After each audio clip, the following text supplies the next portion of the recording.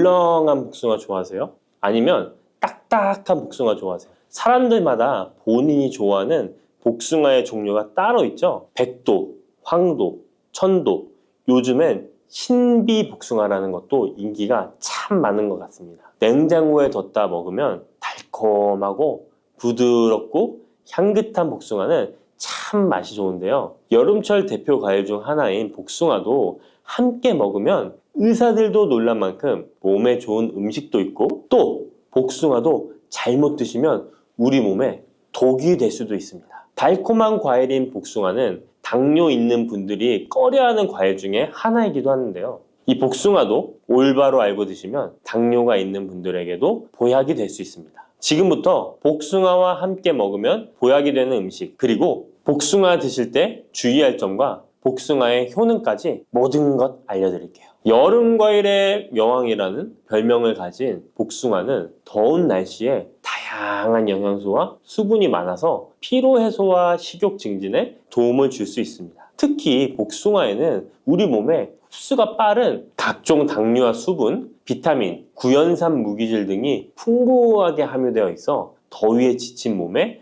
활력을 불어넣어주며, 수용성 식이섬유인 펙틴과 폴리페놀의 함량도 높아서 혈관 건강에도 좋은데요. 펙틴은 혈중 콜레스테롤 수치를 낮추는 데 도움을 주기 때문에 각종 심혈관 질환 예방에 도움이 됩니다. 또한 복숭아에 함유된 칼륨 성분은 나트륨 배출을 촉진하고 혈압을 낮추는 데 도움을 주기 때문에 고혈압, 동맥경화 등을 예방하는 데 도움이 됩니다. 풍부한 식이섬유는 장 건강에 좋은 역할을 주는데요. 소화를 촉진하고 배변의 양을 늘려 규칙적인 배변 활동에 도움을 주기 때문에 변비뿐만 아니라 장 건강 증진에도 도움이 됩니다. 특히 수용성 식이섬유는 장내 유익항균의 먹이가 되어 장내 환경을 개선하는 데 도움을 주어 장 건강과 면역력 증진에도 놀라운 효능을 발휘합니다. 또한 수용성 식이섬유는 위염, 위궤양을 예방하기도 합니다. 복숭아의 달콤함 때문에 당뇨가 있는 분들은 복숭아 먹기가 꺼려지시잖아요. 이제부터는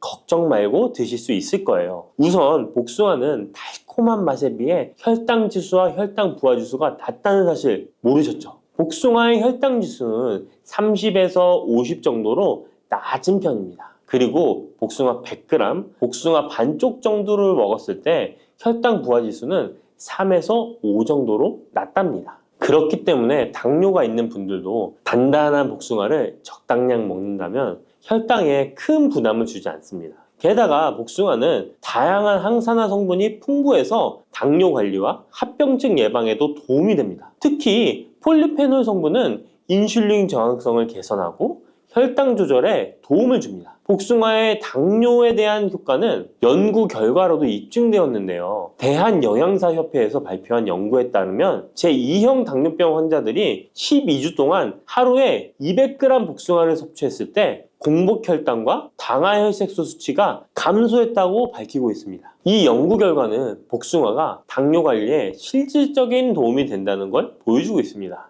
다만 모든 복숭아가 당뇨에 좋은 건 아닙니다. 물렁한 복숭아는 좋지 않습니다. 조직이 단단해요. 체내에 소화되고 흡수되는 속도가 느린 딱딱한 복숭아를 드시는 것이 좋습니다. 단단한 복숭아를 드실 때 혈당이 급격하게 오르는 것을 막아줄 수 있습니다. 반면에 너무 물렁하고 당도가 높아 보이는 복숭아는 위험할 수 있습니다. 이런 물렁한 복숭아는 부드럽고 금방 소화되기 때문에 혈당을 급격하게 치솟게 만들 수 있습니다. 당뇨 환자의 혈당 관리에는 정말 치명적일 수 있어요. 혹시 복숭아 껍질을 함께 드시나요? 아니면 껍질은 버리고 부드러운 과육만 드시나요? 사실 복숭아 껍질에는 과육보다 무려 5배나 많은 식이섬유가 들어있습니다. 이 식이섬유는 당뇨 관리에 정말 중요한 성분입니다. 식이섬유가 풍부한 식품은 혈당 상승을 억제하고 인슐린 감성을 높여준답니다. 그래서 당뇨가 있는 분들은 복숭아를 껍질째 드시는 것이 좋습니다. 복숭아 껍질의 효과는 이미 여러 연구를 통해 입증되었는데 한국식품연구원에서 발표한 연구 결과에 따르면 복숭아 껍질 추출물이 혈당을 내려주고 인슐린 저항성 개선에 효과가 있다고 보고하기도 했습니다. 껍질에 풍부한 폴리페놀과 식이섬유가 이런 효과를 나타낸 것입니다. 복숭아는 당뇨뿐만 아니라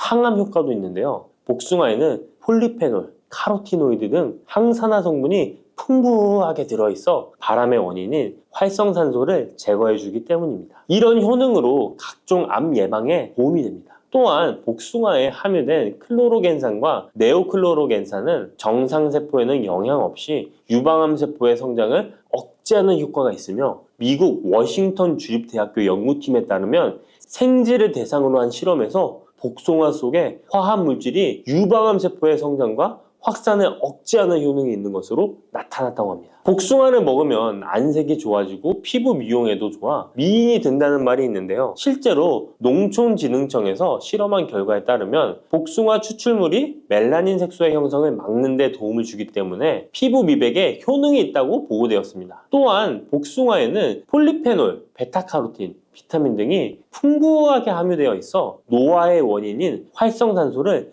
제거해 주어 노화 방지에 도움이 된답니다. 복숭아는 수분의 함량이 높아 여름철 지친 피부에 수분 공급을 도와 피부의 활력을 높이는 데에도 탁월한 효능을 발휘합니다. 또한 복숭아는 신경을 안정시켜 주는데 도움이 됩니다. 성분이 들어있어 불면증, 불안감 등을 줄여주고 풍부한 마그네슘은 스트레스와 불안 해소를 돕고 과도한 흥분으로부터 신경계를 진정시켜주는 효과가 있습니다. 복숭아에 들어있는 구연산, 아스파라긴산, 글루타민 등은 스트레스를 줄이는 데 도움을 주기 때문에 잠자리에 들기 전 복숭아를 먹으면 여름철 불면증 해소에도 도움이 됩니다. 이렇게 좋은 복숭아도 함께 먹으면 시너지가 폭발해 보약이 되는 음식들이 있습니다. 아몬드, 호두와 같은 견과류에는 불포화 지방산이 매우 풍부합니다. 이 불포화 지방산이 인슐린 감수성을 높이고 혈당을 안정시켜 주는데 여기에 복숭아에 폴리페놀이 더해지면 혈당 조절 효과는 높아지게 됩니다. 달콤한 복숭아와 고소한 견과류를 함께 드시면 당뇨 예방과 당뇨 관리에 최고인 것이죠. 그리고 많은 분들이 요거트에는 유산균이 풍부해 장 건강에 도움이 된다는 걸 알고 계실 거예요. 여기에도 복숭아를 함께 드시면 그 효과가 2배로 늘어나는데요. 복숭아에 들어있는 폴리페놀이 유산균의 활성을 높여주는데요. 이렇게 되면 장내 환경이 좋아져 인슐린 저항성도 개선되고 혈당 조절도 쉬워집니다. 계피는 인슐린 저항성을 개선하는 것으로 잘 알려져 있습니다.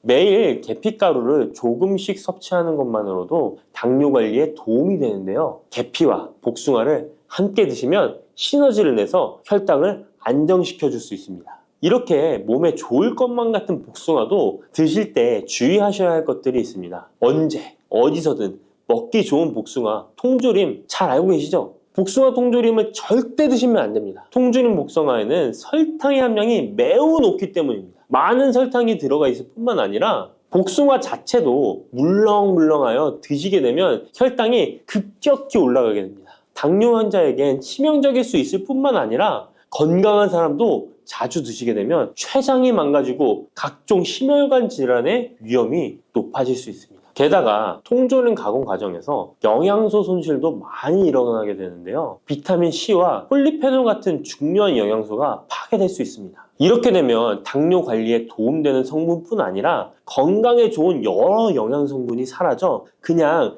단맛 나는 젤리 비슷한 음식을 먹는 것과 마찬가지가 되는 것입니다. 그러니 통조림 말고 반드시 싱싱한 복숭아를 드시기 바랍니다. 또한 복숭아에도 부작용이 있는데요. 복숭아 알러지 많이 들어보셨죠? 복숭아 알러지가 있거나 복숭아를 먹었을 때 두드러기, 호흡곤란, 설사, 발작 등의 증상이 발생한다면 복숭아는 피하는 것이 좋습니다. 또한 복숭아는 식이섬유의 함량이 높아서 과도하게 많이 먹게 되면 설사, 복통 등의 부작용이 발생할 수 있으니 과다 섭취는 피하시기 바랍니다.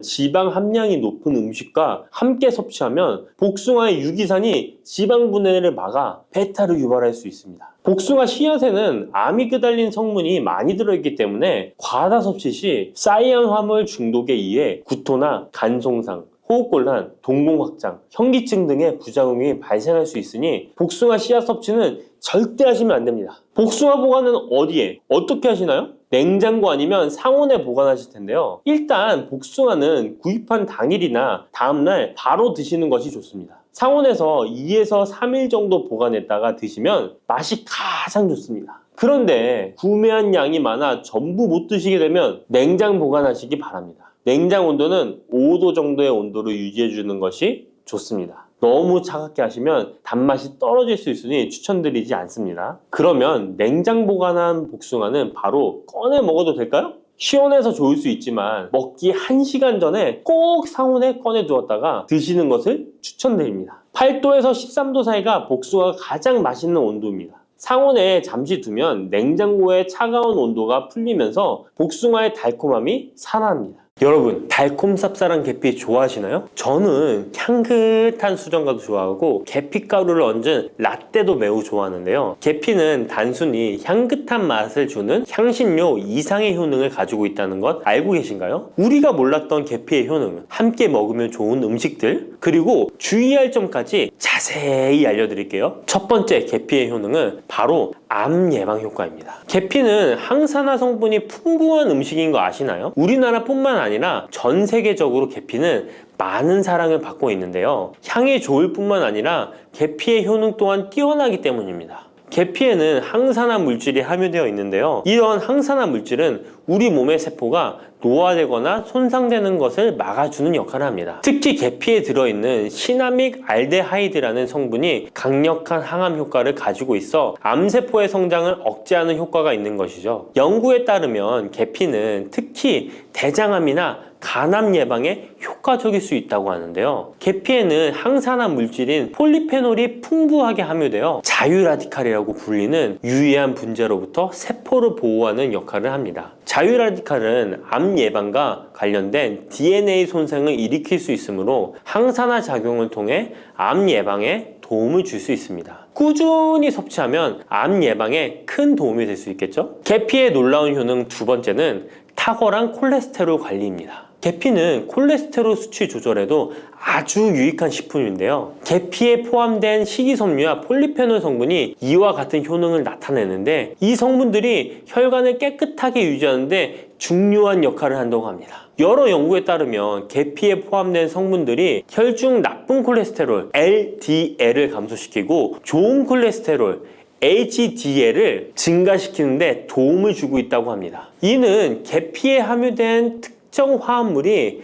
콜레스테롤의 흡수를 억제하고 간에서 콜레스테롤의 생성을 감소시키는 작용을 할 수 있다는 것을 의미합니다. 계피는 체내에서 지방의 축적을 막고 혈관의 건강을 유지하는 데도 중요한 역할을 한다고 알려져 있죠. 고지혈증이나 고콜레스테롤 혈증은 심혈관 질환을 일으킬 수 있는 중요한 위험 요소로 알려져 있는데요. 계피는 이런 위험 요소를 관리하는 데 도움을 줄 수 있답니다. 따라서 계피를 적당히 섭취하면 콜레스테롤을 관리하는 데 유익하다고 할 수 있습니다. 심혈관 질환이 걱정되시는 분들에게는 정말 좋은 식품이죠. 세 번째, 계피의 아주 놀라운 효능은 바로 당뇨병 예방입니다. 당뇨병은 많은 분들이 고통받고 있는 질병이죠. 주위에 당뇨병 때문에 혈당 관리하시는 분들 자주 볼 수 있는데요. 그런데 계피가 당뇨병 관리에 큰 도움이 된다고 하니 놀랍지 않나요? 계피에 함유된 크로모라는 성분이 인슐린 민감성을 높여주어 혈당 수치를 안정시키는데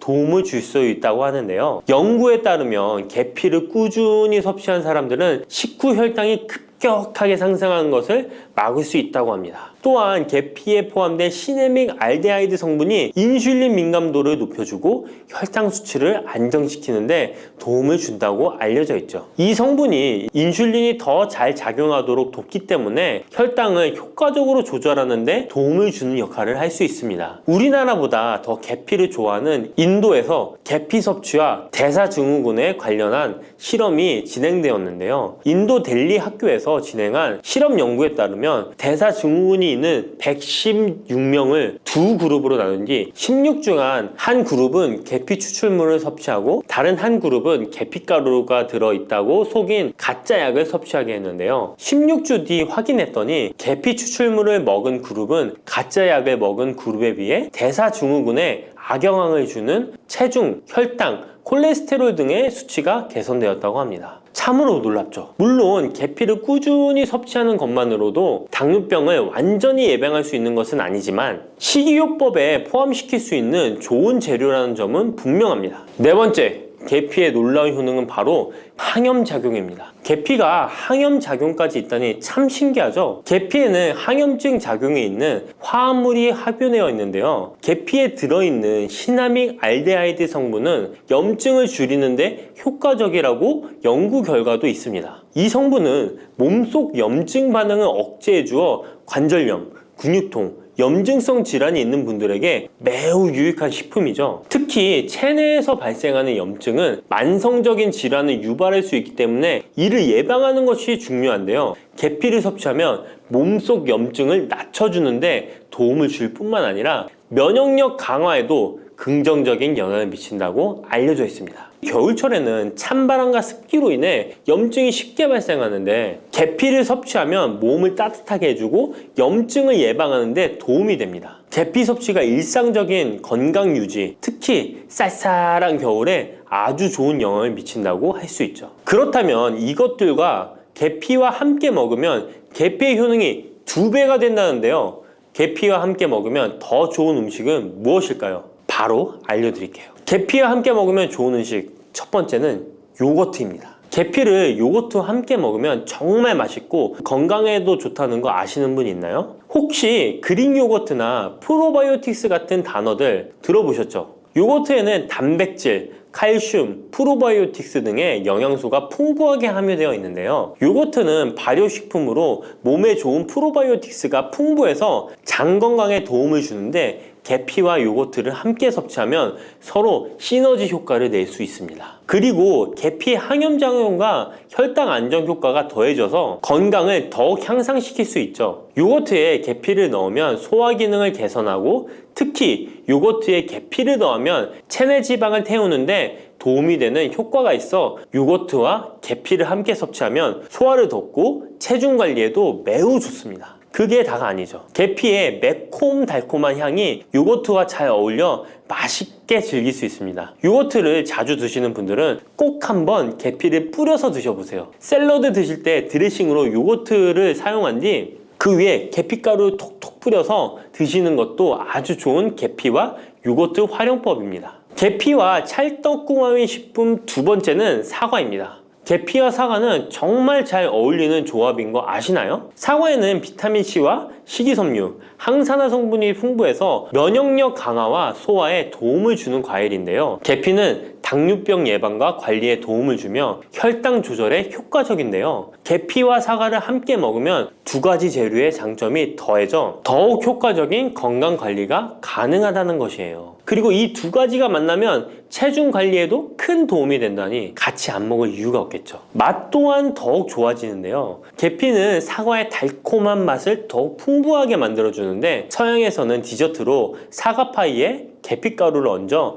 향긋하게 즐기는 게 유명하죠. 같이 섭취할 때는 사과에 계피를 뿌려서 간단히 먹거나 사과를 얇게 썰어 계피를 뿌려 먹으면 더욱 맛있고 건강한 간식이 될 수 있다는 것 기억해 주세요. 3번째, 계피와 먹으면 좋은 음식은 바로 커피입니다. 계피와 커피는 정말 좋은 궁합을 자랑한다는 거 아셨나요? 커피는 카페인 덕분에 활력을 주는 음료인데요. 커피의 쓴맛이 사람마다 호불호가 갈릴 수 있습니다. 그런데 계피를 커피에 넣으면 그 쓴맛이 부드럽게 변화하면서 더 풍부하고 깊은 맛을 느낄 수 있는데요. 계피가 커피의 쓴맛을 부드럽게 감싸주기 때문에 커피를 마시는 동안에 입안에 더 부드러운 느낌을 주게 되는 것이죠. 계피는 항염증 효과와 항산화 효과가 뛰어나서 커피와 함께 마시면 건강 효과도 한층 더 올라가는데요. 커피 자체에도 많은 항산화 물질이 포함되어 있는데 계피 역시 강력한 항산화 성분을 가지고 있기 때문에 둘을 합쳐 마시면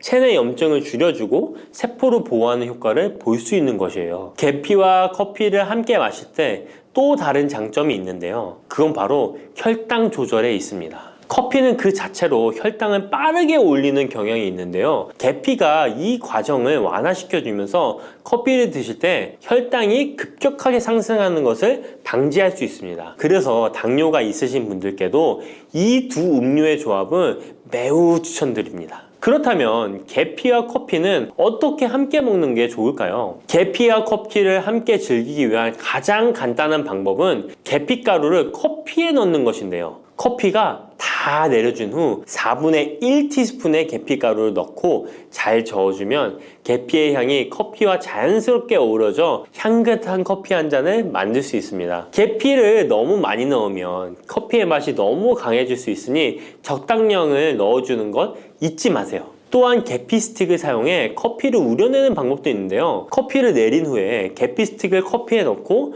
몇 분간 우려내면 계피의 향이 은은하게 배어들어 훨씬 더 맛있고 건강한 커피를 즐길 수 있습니다. 계피 스틱을 사용하면 시각적으로도 멋진 효과를 줄 수 있기 때문에 커피를 더욱 고급스럽고 멋스럽게 즐기고 싶다면 계피와 커피 꼭 한번 같이 우려보세요. 계피와 찰떡궁합 꿀조합을 알려드렸다면 이번에는 계피와 함께 먹으면 몸에 해가 되는 음식이 있다는 것을 알고 계신가요? 그것은 바로 귤이나 자몽, 레몬 같은 시트러스 계열의 과일인데요. 계피와 시트러스 계열 과일을 함께 먹으면 안 되는 이유 바로 알려드릴게요. 많은 분들이 시트러스 계열 과일, 예를 들어 오렌지나 레몬을 좋아하시는데요. 이 과일들은 비타민C가 풍부하고 상큼한 맛이 참 일품이죠. 하지만 계피와 시트러스 과일을 함께 먹을 때는 주의가 필요한데요. 계피의 주요 성분 중 하나인 시나몰은 계피가 가진 가장 독특한 향을 만들어내는 성분. 계피의 주요 성분 중 하나인 시나몰은 계피가 가진 독특한 향을 만들어내는 성분인데, 이 시나몰이 시트러스 계열 과일의 산성 성분과 결합하면 위에서 소화가 잘 되지 않거나 불편한 증상을 유발할 수 있습니다. 특히 속쓰림이나 위경련이 일어날 수 있는데요. 이는 계피와 시트러스 과일이 소화 효소의 분비를 방해하고 서로 반응하면서 위에 자극을 주기 때문입니다. 거기에다 시트러스 과일의 산도가 더해져 위산이 과도하게 분비될 수 있기 때문에 계피와 오렌지, 레몬, 귤과 같은 과일들을 함께 먹는 것은 피하는 것이 좋습니다. 만약 계피와 과일을 함께 즐기고 싶다면 아까 알려드렸던 사과도 매우 좋고, 아니면 배도 계피와 잘 어울리는데요. 이러한 과일 소화에도 부담을 주지 않기 때문에 이제부터 계피와 과일을 함께 드시고 싶다면 꼭 유의해 주세요. 계피가 많은 효능을 가지고 있지만 부작용도 있을 수 있는데요. 계피를 섭취할 때 주의할 점은 무엇일까요? 그건 바로 과다 섭취, 간에 손상을 줄 수 있기 때문입니다. 계피는 적당히 섭취하면 건강에 많은 도움을 주지만 과다 섭취 시에 간에 부담을 줄 수 있다는 거 아셨나요? 특히 일반적으로 판매되는 카시아 계피는 쿠마린이라는 성분을 포함하고 있는데요. 이 성분은 과다 섭취 시에 간 손상을 일으킬 수 있습니다. 쿠마린은 간 독성을 일으킬 수 있는 물질로 알려져 있기 때문에 계피를 과다하게 섭취하는 것은 최대한 피하는 것이 좋겠죠? 여기서 우리가 주로 섭취하는 계피가 카시아 계피인지 세이론 계피인지 헷갈리시는 분도 있으실 거예요. 둘의 차이점을 알려드릴게요. 일반 계피는 주로 카시아 계피인데요. 카시아 계피는 중국, 인도, 베트남 등의 아시아 지역에서 많이 재배됩니다. 이 계피는 맛이 더 강하고 매운맛이 나면서 향도 좀 더 진하죠. 가격도 비교적 저렴해서 국내 유통되는 계피는 대부분 이 카시아 계피입니다. 세이론 계피는 주로 스리랑카, 인도의 일부 지역에서 자주 자생하는데요. 이 세이론 계피는 쿠마린의 함량이 매우 적답니다. 그래서 세이론 계피는 일반 계피보다 상대적으로 많이 섭취해도 건강에 부담이 적다는 것이죠. 세이론 계피는 향도 더 섬세하고 가벼운 느낌을 준다는 건데요. 세이론 계피는 더 희귀하고 가격이 비싸고 고급 계피로 취급되며 주로 건강식품이나 고급 요리에 사용됩니다. 앞서 말했듯이 우리가 쉽게 구할 수 있는 계피는 카시아 계피인데요. 그래서 섭취할 때는 보통 하루에 1에서 2g 정도 섭취하는 것이 안전한 양으로 권장되고 있고, 과다 섭취로 계피의 부작용을 경험하고 싶지 않으시다면 계피를 섭취할 때는 적당량을 지키는 것이 중요합니다. 꼭 기억해 주세요. 마늘이 몸에 좋다는 사실은 너무도 잘 알고 계시죠? 그런데 이것과 함께 먹으면 암과 치매에 걸린다니 깜짝 놀라셨나요? 아무리 몸에 좋은 마늘이지만 함께 먹으면 오히려 몸에 독이 되는 음식들도 있습니다. 그리고 마늘은 생마늘, 구운 마늘, 찐 마늘, 절인 마늘, 흑마늘 등 먹는 방법이 다양하잖아요. 이렇게 먹는 방법에 따라서도 우리 몸에 주는 효능이 다르답니다. 여기서 잠깐! 마늘 껍질은 대부분 먹지 않고 버리시잖아요. 마늘 껍질 오늘부터 절대 버리지 마시기 바랍니다. 마늘 껍질을 왜 먹어야 하는지 그리고 어떻게 먹어야 하는지 알려드릴게요. 자, 그럼 마늘과 절대 함께 드시면 안 되는 음식과 마늘과 함께 드시면 좋은 음식, 그리고 마늘과 마늘 껍질의 효능까지 마늘에 대한 모든 것을 알려드릴게요. 마늘은 정말 우리나라 사람들이 좋아하는 식재료인데요.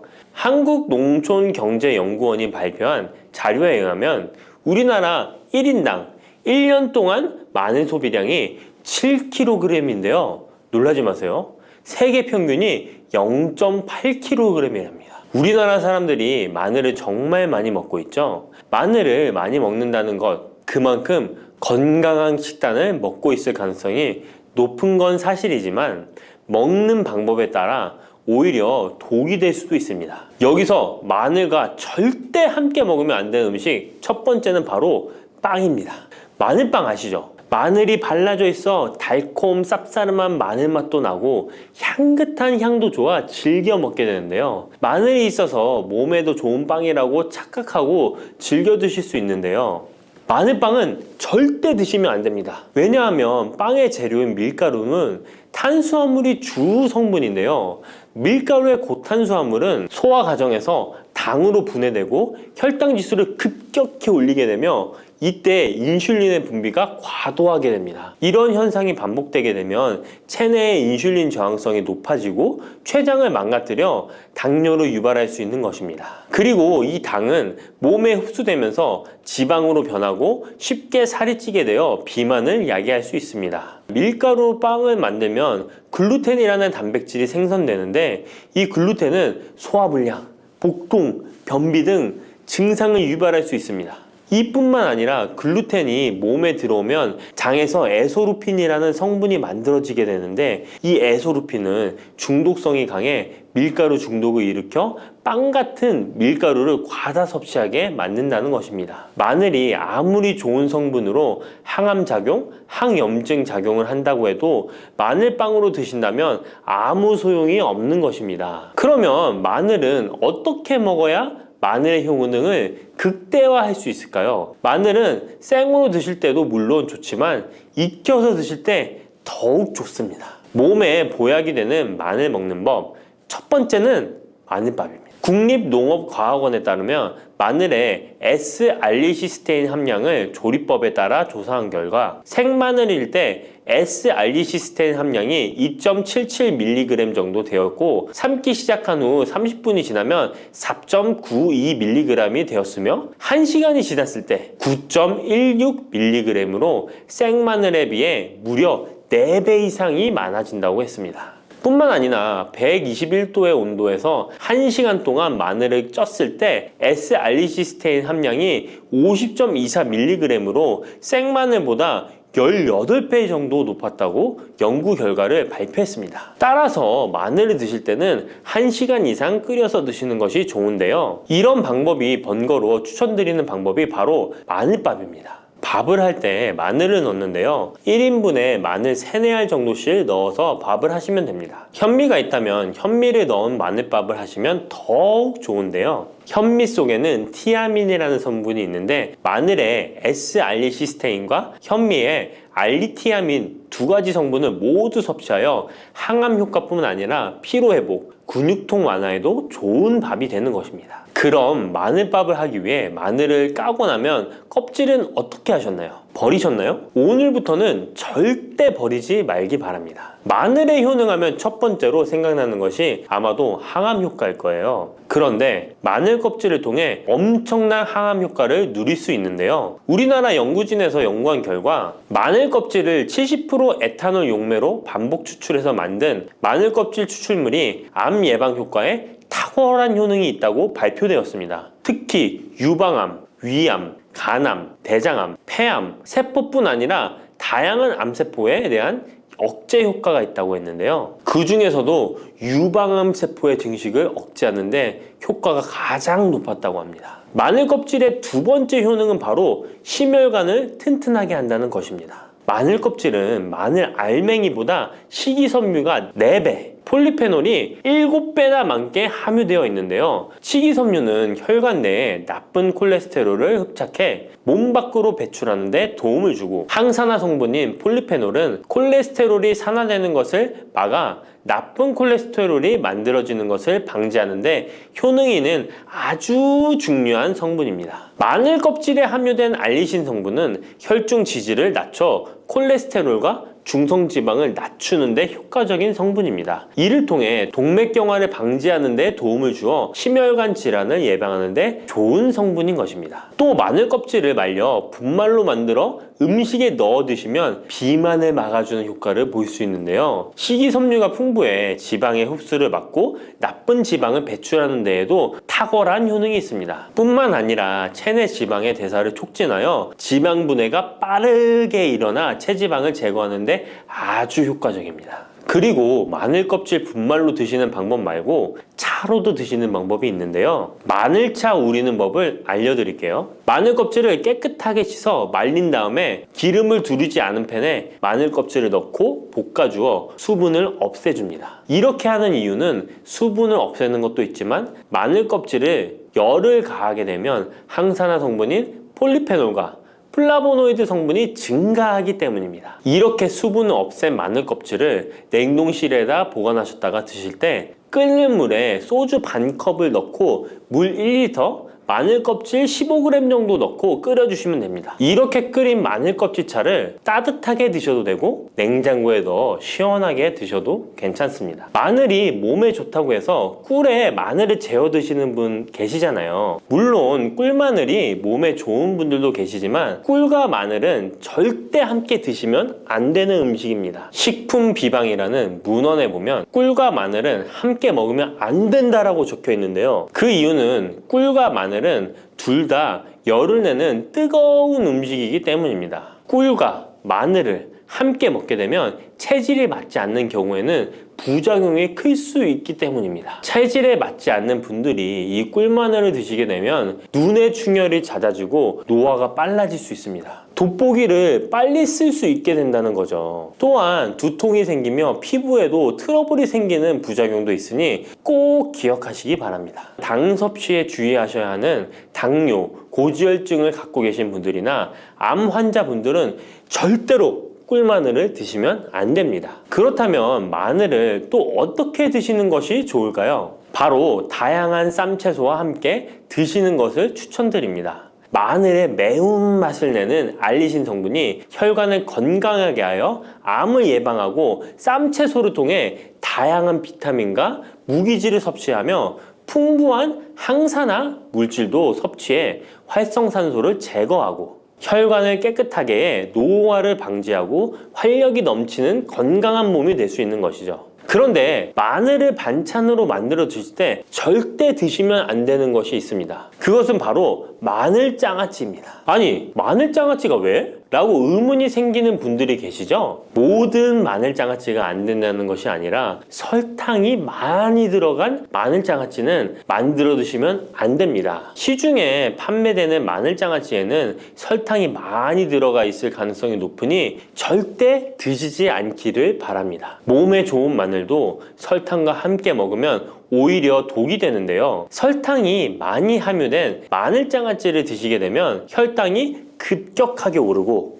인슐린 저항성이 높아지며 혈액 속에 중성지방이 많아져 혈액을 끈적하게 만들게 됩니다. 또한 설탕을 많이 섭취하게 되면 뇌에서 기억력을 담당하는 해마의 크기를 줄어들게 해 기억력을 감퇴시키고 나아가 치매를 일으킬 수도 있습니다. 집에서 마늘장아찌를 담가 드실 때는 설탕을 넣지 말고 건강한 식재료만을 사용하시는 것이, 마늘을 건강하게 드실 수 있는 또 다른 방법은 흑마늘을 추천드립니다. 마늘에 열을 가하면 마늘색이 점점 짙어져 결국 까맣게 변하는 흑마늘이 되는데요. 그 이유는 마늘 속에 있는 당류와 단백질인 아미노산이 반응하여 갈색을 띠는 멜라노이딘 색소가 만들어지기 때문입니다. 이 반응을 마이야르 반응이라고 하죠. 고기를 구우면 빨간색의 고기가 점점 휘어지다 갈색으로 변하는 반응과 같은 원리인 것입니다. 이렇게 흑마늘을 만들게 되면 생마늘보다 S알리스테인 성분이 5배가 많아질 뿐만 아니라 새로운 항산화 물질들이 많이 만들어지게 됩니다. 항암 효과가 뛰어난 폴리페놀이 생마늘에 비해 4배 이상 많아지고 유액 분비를 촉진해 소화를 잘 되게 하는 효능도 있으니 잊지 마시고 흑마늘을 만들어 주시기 바랍니다. 마늘은 또 요리할 때 많이 사용하는 재료인데요. 마늘을 얇게 썰어 기름에 튀긴 마늘 튀김을 절대 드시면 안 됩니다. 기름에 마늘을 튀기면 마늘 향도 좋고 마늘의 매운맛은 없어지고 단맛은 좋아져 남녀노소 좋아하는 식재료가 되는데요. 뜨거운 기름에 튀긴 마늘은 우리 몸에 좋은 항산화, 항암 물질들을 파괴하고 몸에 안 좋은 탄수화물만 남은 음식이 됩니다. 마늘을 튀길 때 사용하는 기름은 오메가6 지방산이 많은 식용유를 사용하게 되는데요. 이런 기름을 많이 먹게 되면 몸 안에 지방산 불균형이 일어나 염증 수치가 높아질 수 있습니다. 튀긴 마늘을 섭취하게 되면 당 독소 또한 높아져 결국 우리 몸에 인슐린 저항성이 높아지는 악영향을 주는 것이죠. 만약 기름에 튀긴 마늘을 드시고 싶다면 한 가지 방법이 있는데요. 그것은 올리브유를 사용하시고 불을 오래 가열하지 말고 살짝만 가열하여 마늘도 튀기듯이 오래 하지 말고 살짝만 익혀서 드시면 향도 좋고 몸에도 좋은 마늘을 드실 수 있습니다. 올리브유를 이용한 마늘을 드시는 방법 하나 더 알려드리겠습니다. 그것은 올리브유에 마늘을 재워 먹는 방법인데요. 먼저 마늘을 끓는 물에 넣어 5분 정도 데쳐주시고요. 소독된 병에 마늘을 담고 올리브유를 가득 담아줍니다. 이때 통후추를 조금 넣어주면 풍미를 더욱 높일 수 있습니다. 올리브유와 마늘이 만나 항산화 성분, 항암 물질이 극대화되어 혈관을 튼튼히 하고 혈전의 생성을 막고 혈류를 원활하게 하여 치매를 예방하고 심장마비와 뇌졸중까지 예방할 수 있는 보약이 되는 것입니다. 이렇게 만든 마늘 올리브유 절임은 반찬으로 드셔도 좋고 생선 요리를 할 때 이 마늘을 으깨어 생선에 발라주면 생선 비린내를 잡아줄 뿐만 아니라 마늘과 올리브유의 풍미가 더해져서 더욱 맛있는 요리가 될 수 있습니다. 이렇게 좋은 마늘도 드실 때 주의하셔야 할 분들이 계신데요. 마늘의 효능 중에 혈전을 제거하고 혈류를 원활하게 하는 효능이 있었잖아요. 이런 효능이 혈액을 묽게 만들기 때문인데요. 와파린, 아스피린 같은 혈전 용해제를 복용하시는 분들이 마늘을 많이 드시게 되면 상처가 났을 때 피가 잘 멈추지 않을 수 있으니 주의하시기 바랍니다. 평소 위염이나 위궤양이 있어서 위가 안 좋으신 분들은 마늘에 알리신 성분이 위 점막을 자극하여 증상이 악화될 수 있으니 주의하시기 바랍니다. 그리고 과민성 대장 증후군이 있는 분들도 마늘을 많이 드시게 되면 복통이 일어날 수 있으니 마늘은 조금만 드시길 바랍니다. 미역과 이것 함께 드시면 당뇨가 사라지고 치매가 예방됩니다. 평소 무심코한 이 행동 때문에 암과 치매에 걸릴 수 있습니다. 미역에는 풍부한 영양 성분이 있어 당뇨 예방, 골다공증, 심혈관 질환 예방, 암 예방 등 다양한 효능을 갖고 있기도 하죠. 그렇다면 미역은 어떻게 먹어야 암과 치매에 안 걸리고 우리 몸을 건강하게 만드는 보약이 될 수 있을까요? 미역국 끓일 때 고소한 들기름에 미역을 달달 볶아서 끓여 먹으면 정말 맛있잖아요. 그런데 절대로 미역을 볶을 때 들기름을 넣고 조리하시면 안 됩니다. 들기름은 오메가3 지방산과 혈관의 콜레스테롤을 제거하고 노폐물을 배출하여 혈관을 건강하게 해줍니다. 또한 동맥경화를 방지하여 심혈관 질환을 예방하고 뇌신경을 활발하게 하여 치매 예방에도 좋은 효능이 있습니다. 그런데 들기름은 다른 점이 낮아 열을 가하게 되면 산패가 되어 좋은 성분은 없어지고 1급 발암물질인 벤조피렌이 생성됩니다. 벤조피렌은 암을 발생시킬 뿐만 아니라 뇌 분비계의 장애를 일으키고 뇌 건강에 악영향을 주는 정말 위험한 물질입니다. 건강에 좋은 줄 알고 넣은 들기름 때문에 오히려 건강을 해치는 독을 먹는 상황이 되는 거죠. 들기름은 미역국을 다 끓인 다음에 마지막에 한 스푼 넣어 드시면 들기름의 효능과 고소한 맛을 온전히 누릴 수 있습니다. 미역과 함께 드시면 절대 안 되는 두 번째 음식은 바로 대파입니다. 다른 국이나 찌개를 끓일 때는 파를 꼭 넣는데 유독 미역국을 끓일 때는 왜 파를 넣지 않는 걸까요? 그 이유는 미역과 대파 둘 다 알긴산이라는 성분이 있는데 이 알긴산은 미끌거리는 식감이 있습니다. 함께 드시게 되면 식감이 나빠지는 이유도 있지만 식감보다도 더 중요한 이유가 있습니다. 대파에는 인과 유황 성분이 있는데요. 미역과 대파를 함께 드시게 되면 대파 안에 인과 유황 성분 때문에 미역에 함유된 칼슘의 흡수를 방해받게 됩니다. 미역에는 칼슘이 엄청나게 많이 들어있는데요. 미역에 함유된 칼슘의 함량은 100g당 960mg이고요. 우유에 함유된 칼슘의 함량은 100g당 105mg입니다. 우유보다 9배 정도나 더 많다는 것이죠. 성인 기준 하루 칼슘의 권장 섭취량이 600mg에서 700mg 정도인데요. 미역국을 한 그릇만 드셔도 충분히 섭취하실 수 있는 양입니다. 우유를 소화 못 시키는 분들이 칼슘을 섭취하기 위해서는 미역이 정말 좋은 식품이 되는 거죠. 이렇게 많은 칼슘은 우리 몸의 뼈를 튼튼하게 해주고 골다공증 예방에 도움을 주는데요. 이 골다공증 예방은 50대 이후의 여성분들에게는 정말 중요한 효능입니다. 골다공증으로 인해 골반뼈가 골절이 될 경우에 65세 이상은 30%가 1년 내에 사망하고 80세 이상은 50%가 2개월 내에 사망을 할 수 있다는 통계가 있습니다. 나이가 들어갈수록 미역을 충분히 섭취하시는 것을 추천드립니다. 이런 칼슘 보충제에 정말 중요한 미역을 대파와 함께 드신다면 칼슘 흡수가 제대로 되지 않는 것이죠. 미역에 미끌미끌한 성분이 알긴산이라고 했잖아요. 이 알긴산도 우리 몸에 정말 중요한 역할을 해줍니다. 바로 알긴산은 다른 물질을 흡착하는 성질이 있어 혈관 내에 나쁜 콜레스테롤을 흡착하여 배출을 도와줍니다. 이렇게 되면 동맥경화를 예방할 수 있고 혈액순환을 원활하게 하며 심혈관 질환을 예방하는 데 도움을 줄 수 있습니다.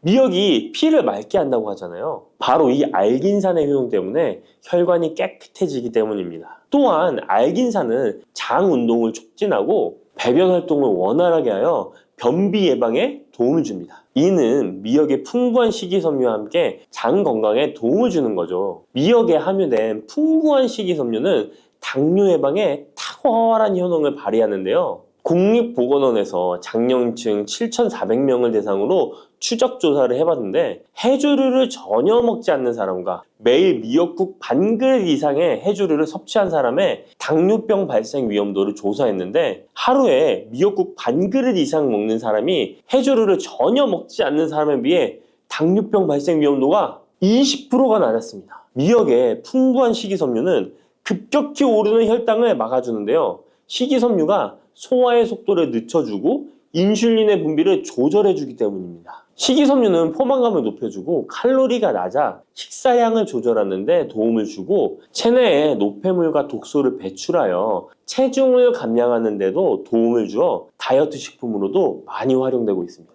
미역국은 또 아이를 출산한 산모들이 반드시 먹는 음식인데요. 미역의 풍부한 요오드는 출산 후 늘어난 자궁을 수축시켜주는 데 도움을 주며 모유가 잘 나오도록 도와줍니다. 또한 요오드는 피를 멎게 하여 상처를 빨리 아물게 하는 역할도 해줍니다. 칼슘과 철분이 풍부하여 출산 후에 흥분된 신경을 안정시켜주고 혈액의 생성을 도와 산모의 빈혈 예방에 도움을 주게 됩니다. 또한 칼륨이 풍부한데요. 칼륨은 체내 나트륨을 배출해주는 역할을 해줘 산모의 부종을 완화시켜주는데 탁월하기도 합니다. 그리고 요오드는 산모에게 좋을 뿐만 아니라 신진대사를 촉진하여 몸에 에너지를 보충해주는 역할을 합니다. 요오드가 부족할 때 나타나는 증상들이 있는데요. 몸에 기력이 없다고 하죠. 힘이 없고 피로감이 높아지게 됩니다. 신진대사가 원활하지 않기 때문에 몸의 영양소를 소모하지 않게 되어 체중이 증가하게 되고요. 피부가 건조해져 거칠어지고 탈모도 일어날 수 있습니다. 나이 들면서 인지 능력이 떨어지는 것도 요오드 부족의 한 현상일 수도 있습니다. 요오드가 부족하면 우리 몸의 호르몬의 중추적인 역할을 하는 갑상선에 문제가 생기는데요. 바로 갑상선 저하증이 생길 수 있습니다. 이러한 문제들을 미역을 섭취함으로 예방할 수 있는 건데요. 요오드의 하루 권장 섭취량은 2.4mg입니다. 미역국 한 그릇에는 요오드가 약 1.1mg 정도 함유되어 있으니 미역국은 하루에 한두 그릇만 드시길 바랍니다. 요오드는 과하게 섭취하게 돼도 문제가 생기는데요. 요오드의 섭취량이 많아지면 갑상선염이나 다른 갑상선 질환도 유발할 수 있습니다. 특별히 갑상선이 약하신 분들은 미역을 섭취하는데 주의하셔야겠습니다. 갑상선은 우리 몸에서 가장 중요한 내분비 기관 중 하나인데요. 갑상선은 목 부분, 기관지 아래에 위치한 나비 모양의 내분비 기관인데요. 중요한 여러 기능을 하지만 그 중에서도 대사율을 조절하는 역할이 있습니다. 갑상선에 T3, T4 호르몬을 분비하여 우리 몸의 에너지 소비와 체온 조절을 하는데 중요한 역할을 하게 됩니다. 갑상선 호르몬은 신경 시스템의 정상적인 기능을 유지하는데 꼭 필요한데요. 호르몬이 제대로 분비되지 않아 수치가 너무 높거나 낮게 되면 우울, 불안 증세, 기억력 감퇴 등의 문제도 발생할 수가 있습니다. 이 갑상선 호르몬에 영향을 미치는 것 중에 요오드가 있는데요. 요오드가 부족하면 세계보건기구에서는 뇌세포가 손상되고 치매가 발생할 수 있다고 보고하고 있습니다. 갑상선 저하증이나 항진증이 있는 분들이 요오드가 많은 미역을 많이 드시면 오히려 건강을 더 해칠 수가 있습니다. 건강하신 분들은 미역을 많이 드셔도 호르몬 조절이 잘 되어 문제가 없지만 갑상선에 문제가 있어서 호르몬 조절이 잘 안 되는 분들은 이 요오드의 수치가 높아지게 되면 체내에 활성산소가 증가하게 되어 염증을 일으키고 갑상선염을 유발하고 극히 드물지만 심해지면 갑상선 암으로도 발전시킬 가능성도 있습니다. 따라서 갑상선에 문제가 있는 분들은 미역을 드실 때 주의하셔야 합니다. 날이 갈수록 암의 발병률이 높아지고 있어서 암에 대한 관심도가 높아지는 것이 사실이죠. 이처럼 미역에는 강력한 항암 효과가 있어 건강식품으로도 아주 좋은데요. 미역에는 요오드, 식이섬유, 칼슘, 비타민 등 많은 영양소가 있다고 했잖아요. 그런 것보다 훨씬 중요한 것이 있습니다. 바로 후코이단이라는 성분인데요. 이 성분이 바로 강력한 항암 작용을 한다고 알려져 있습니다. 코이단 성분은 미역의 줄기보다 미역귀에 7배나 많이 들어있어 요즘에 미역귀가 항암식품으로 많이 알려져 있습니다. 이 후코이단은 암세포가 스스로 사멸되도록 유도하는 효능이 있습니다. 이러한 효능으로 암세포가 생기는 것을 막아주고 전이 되는 것도 방치할 수 있는 거죠. 후코이단은 특히 폐암, 간암, 대장암, 유방암, 백혈병에 효능이 좋다고 입증된 논문들이 발표되기도 했습니다. 후코이단은 항암 작용 외에도 콜레스테롤 혈관에 흡착되지 않도록 막아주고 혈류를 원활하게 해주어 혈관을 건강하게 해주는 역할을 해줍니다. 이렇게 혈관을 깨끗하게 해주어 뇌졸중과 뇌경색, 심근경색 등의 심혈관 질환도 예방할 수 있습니다. 미역귀와 함께 토마토를 드시면 항암 효과를 극대화할 수 있는데요. 토마토가 채소의 왕으로 불리며 우리 몸에 정말 좋다는 사실 알고 계시죠? 토마토에는 라이코펜이라는 항산화 성분이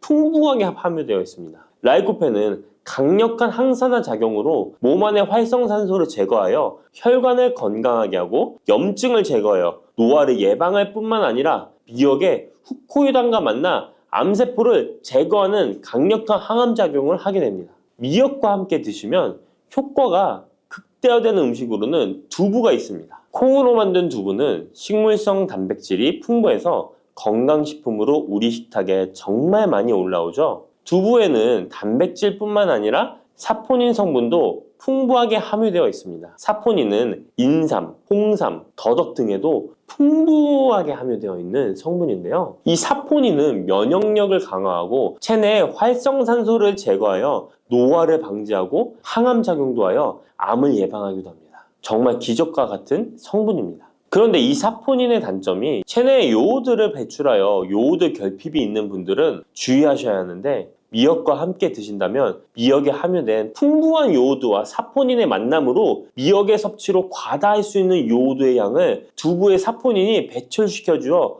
걱정 없이 드실 수 있게 되는 것이죠. 칼슘은 뼈를 튼튼하게 만들어준다고 상식적으로 알고 계시잖아요. 우리 몸에는 칼슘이 많아도 골다공증이 생긴다는 사실 들어보셨나요? 칼슘이 풍부한 우유를 많이 마시는 덴마크나 스웨덴 같은 나라에서 골다공증이 많다고 합니다. 오히려 많은 칼슘이 오히려 혈관이나 심장에 쌓여서 석회화를 일으켜 건강을 해치게 되는데요. 그렇다고 칼슘이 많은 음식을 안 먹을 수도 없고 어떻게 해야 할까요? 걱정하지 마세요. 해결책 바로 알려드릴게요. 그것은 바로 계란과 함께 드시면 해결됩니다. 계란에 들어있는 다양한 영양 성분이 오스테오칼신이라는 단백질을 활성화시켜 주는데, 이 단백질은 뼈를 강화하고 칼슘이 뼛속으로 제대로 흡수할 수 있도록 도와줍니다. 이 오스테오칼신을 활성화해주는 역할을 하는 게 비타민 K2인데, 우리나라에서는 허가가 늦게 나서 그동안 정식으로 섭취 못했던 비타민 K2도 지금은 허가가 나서 요새 영양제를 보면 칼슘과 마그네슘, 비타민 D와 비타민 K까지 같이 들어있어 칼슘의 흡수를 더욱 용이하게 만들어주는 영양제도 쉽게 찾아볼 수 있습니다. 그런데 이렇게 칼슘을 아무리 많이 섭취해도 흡수가 안 돼 그대로 혈관에 남게 되면 쌓이고 쌓여서 석회화를 유발시킬 수 있겠죠? 이처럼 미역과 계란을 함께 섭취하면 칼슘의 흡수를 도울 뿐 아니라 우리 몸의 pH 균형을 잡아주는 데도 중요한 역할을 해줍니다. 미역은 알칼리성 식품이고 계란은 산성 식품으로 같이 섭취하면 약알칼리성 상태로 유지시켜줍니다. 게다가 소화에도 좋고 미역은 단백질과 잘 어울리니 계란과 함께 먹으면 소화도 잘 되고 우리 몸의 흡수도 잘 된답니다.